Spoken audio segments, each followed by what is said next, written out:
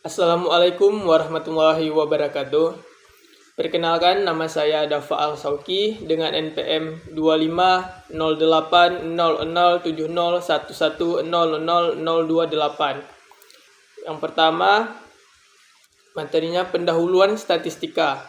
Statistika adalah ilmu yang mempelajari cara mengumpulkan, mengolah, menganalisis, dan menginterpretasikan data.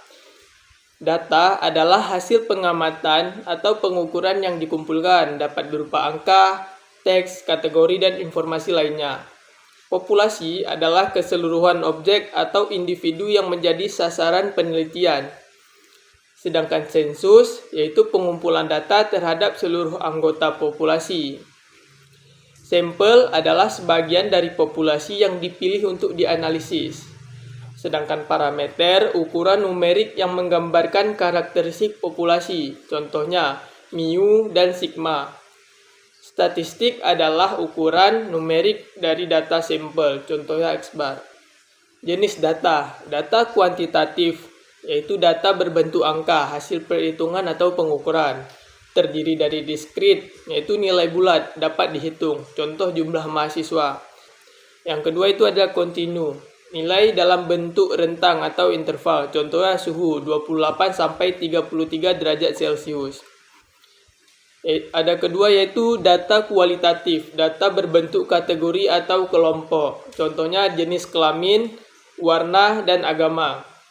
Untuk skala pengukurannya ada 4. Yang pertama itu ada nominal, data hanya sebagai label atau kategori, tidak bisa diurutkan. Contohnya jenis kelamin, agama, dan warna, tidak bisa diurutkan. Yang kedua ada ordinal, dapat diurutkan, tetapi selisih antara kategori tidak terukur jelas. Contohnya tingkat pendidikan, tingkat kepuasan. Yang ketiga ada rasio, yaitu memiliki titik nol absolut dan dapat dilakukan operasi perbandingan. Contohnya berat badan, umur, jarak, dan pendapatan. Yang terakhir ada interval, memiliki selisih yang bermakna, tetapi tidak memiliki nol absolut alamiah. Contohnya suhu dalam derajat Celcius. Materi kedua yaitu statistika deskriptif. Statistika deskriptif adalah metode untuk mengumpulkan, menyajikan, dan menganalisis data sehingga memberikan gambaran umum tentang suatu kelompok data. Fokus utamanya adalah menghitung ukuran pemusatan dan ukuran penyebaran data. Ukuran pemusatan data yang pertama itu ada mean, rata-rata, mengukur nilai rata-rata seluruh data. Yang kedua itu ada median, nilai tengah dari data yang sudah diurutkan. Jika ganjil, data ke n tambah 1 bagi 2. Jika genap, rata-rata ke n bagi 2 dan ke n bagi 2 tambah 1. Yang ketiga itu ada modus, nilai yang paling sering muncul. Jadi kita masuk ke contohnya, ada data 12, 15, 18, 15, dan 20. Untuk cari min-nya, jumlah datanya 12 tambah 15 tambah 18 tambah 15 tambah 20. Hasilnya 80. Jadi 80 bagi 5 sama dengan 16. Jadi min-nya adalah 16. Untuk keduanya adalah median. Urutkan datanya terlebih dahulu. Habis itu jumlahkan karena datanya ganjil. Jadi median datanya ketiga. Mediannya adalah 15. Selanjutnya modus. Nilai yang paling sering muncul. 15 karena munculnya 2 kali. Sedangkan data 12, 18, dan 20 munculnya sekali. Ukuran penyebaran data. Yang pertama itu ada range atau jangkauan, selisih antara data terbesar dan data terkecil.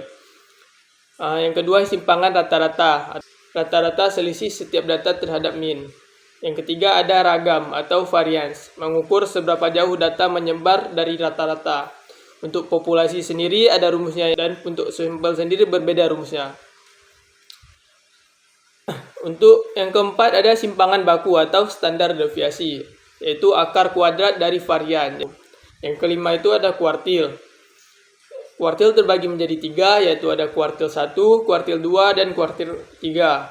Untuk kuartil 1-nya data ke n tambah 1 per 4. Kuartil 2 data ke n tambah 1 per 2, atau disebut dengan median. Untuk kuartil 3 data ke 3 n tambah 1 per 4. Yang keenam ada interkuartil. Interkuartilnya yaitu kuartil 3 dikurang dengan kuartil 1. Lanjut ke materi peluang. Peluang adalah ukuran numerik yang menyatakan kemungkinan terjadinya suatu kejadian. Nilai peluang berada antara 0 sampai 1. Jika 0 tidak mungkin terjadi, jika 1 pasti terjadi. Semakin mendekati 1, semakin besar kemungkinan terjadi. Ruang sampel adalah himpunan semua hasil yang mungkin terjadi dari suatu eksperimen. Contoh, kita lempar koin, maka akan muncul 2 ruang sampel, yaitu gambar dan angka. Jika kita lempar dadu, maka akan muncul 6 ruang sampel. Angka 1, 2, 3, sampai 6. Kejadian adalah bagian dari ruang sampel. 3 operasi penting. Yang pertama ada komplement, kejadian yang bukan A. Yang kedua ada irisan, kejadian yang terjadi bersama. Yang ketiga adalah gabungan, salah satu dari 2 kejadian terjadi. Permutasi adalah banyaknya susunan berbeda dari beberapa objek. Memperhatikan urutan. Rumusnya N permutasi R sama dengan N faktorial per N kurang R faktorial. Ada contohnya 2 permutasi. Sama dengan 4 faktorial per 4 kurang 2 faktorial. 4 kali 3 kali 2 faktorial kurang 4 kali 3 kali 2 faktorial per 2 faktorial sama dengan 4 kali 3 hasilnya 12. Ini contoh banyak cara mengambil 2 huruf dari 4. Jadinya 12 cara. Yang kedua kombinasi. Kombinasi adalah cara memilih objek tanpa memperhatikan urutan. Rumusnya N kombinasi R sama dengan N faktorial per R faktorial N kurang R faktorial. Ini untuk memilih 4 siswa dari 35 untuk OSIS. Jadi langsung ke contohnya. 35 kombinasi 4. 35 faktorial per 4 faktorial 35 kurang 4 faktorial. Dikali lalu diper 4 faktorial 31 faktorial. Lalu hasilnya 52.360. Selanjutnya ada peluang bersyarat. Peluang kejadian A terjadi dengan syarat kejadian B sudah terjadi. Ada rumusnya, digunakan saat 2 kejadian berkaitan atau dipengaruhi oleh kejadian lain. Contoh singkat, jika memilih 1 kartu dari 52 kartu, peluang mendapatkan kartu as, seperti contohnya, peluang as sama dengan 4/52, sama dengan 1/13. Selanjutnya, materi pendugaan parameter dan pendugaan selang. Pendugaan parameter adalah proses memperkirakan nilai parameter populasi, seperti rata-rata atau proporsi, berdasarkan data sampel atau 2 jenis utama. Yang pertama ada pendugaan titik, memberikan satu nilai sebagai perkiraan parameter. Contoh, rata-rata tinggi badan 100 mahasiswa adalah 170 cm. Digunakan sebagai dugaan rata-rata populasi, tidak menunjukkan tingkat ketidakpastian.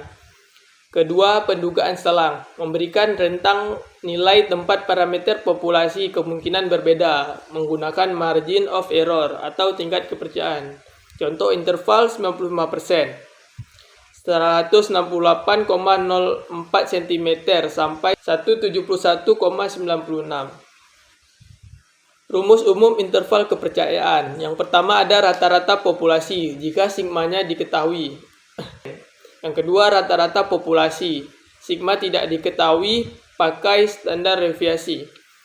Yang ketiga, ada proporsi populasi.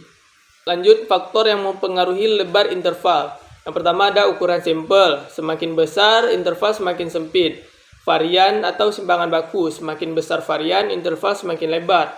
Tingkat kepercayaan. Semakin tinggi tingkat kepercayaan, interval semakin lebar. Hubungan pendugaan titik dan selang. Pendugaan titik menentukan lokasi perkiraan. Pendugaan selang menunjukkan presisi dan keyakinan estimasi. Keduanya saling melengkapi, titik sebagai nilai awal, selang sebagai batas ketidakpastian.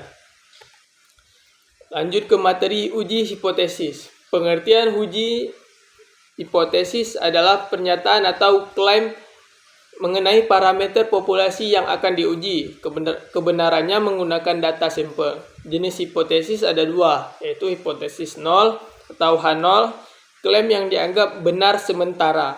Yang kedua, hipotesis alternatif atau H1, klaim yang ingin dibuktikan penelitian. Jenis pengujian ada dua, ada uji satu arah.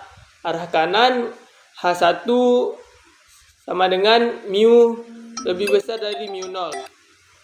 Arah kiri H1 sama dengan mu lebih kecil dari mu 0. Membuktikan apakah nilai rata-rata lebih besar atau lebih kecil dari nilai tertentu. Yang kedua, uji dua arah. H1 sama dengan mu tidak sama dengan mu 0. Memeriksa apakah rata-rata berbeda dari nilai tertentu. Uji statistik lebih kecil daripada 30. Gunakan distribusi T sama dengan X bar kurang mu 0 per S bagi akar N.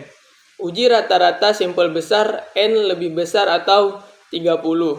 Gunakan Z-score. Z sama dengan X bar kurang mu 0 per sigma per akar N.